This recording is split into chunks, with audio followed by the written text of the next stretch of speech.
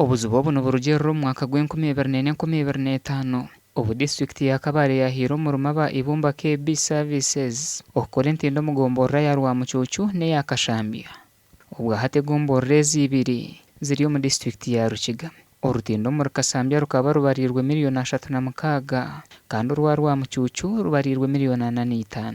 Bit contractor w'umurimo Benon Kabagambe nagira ngo akashashurwa heza Rwamucucu eza Kashambya tarazirebere. Uyu contractor natandika kora 2024 bakomishoninga umurimo gwabo bagwakira kunatwire certificate of completion bangira ngo baraza kunshashura kunka nategereza tinashashura. Kabagamba kirushiro mukoto mu mwaka gw'2013 kuyarebere bamunyaga 2005 when I took the certificate of completion to pay me. They promised me, they keep promising me up to 2013 when I decided to put my case to the court.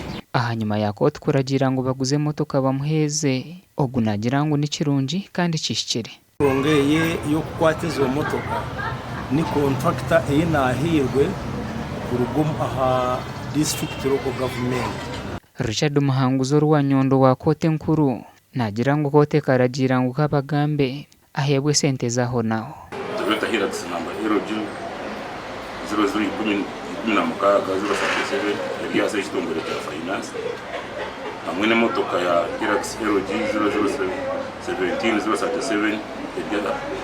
kitongore cya education department na Toyota Hilux LG 0018 ya chairman ya C5 kugira ngo imotoka izo zikwatwe ziwe mu sente ziguzibwe kandi ziwe sente zo kuriha mukama wasingira umushahara.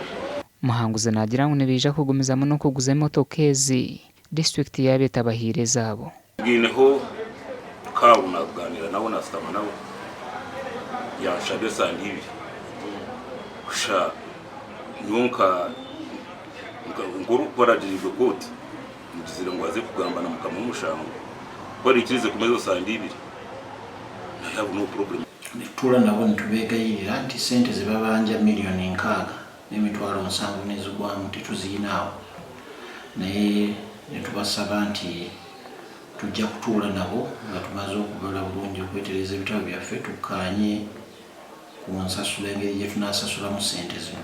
Mukuru w'abakozi wa district ya Kabale yagira ngo nibende sande nk'ibiri okwetegereza enshongezi. Best thing we can't raise all that money at a go, but we shall come up with a schedule of payment which we shall give them and file in court and see what monthly payments we can afford to make.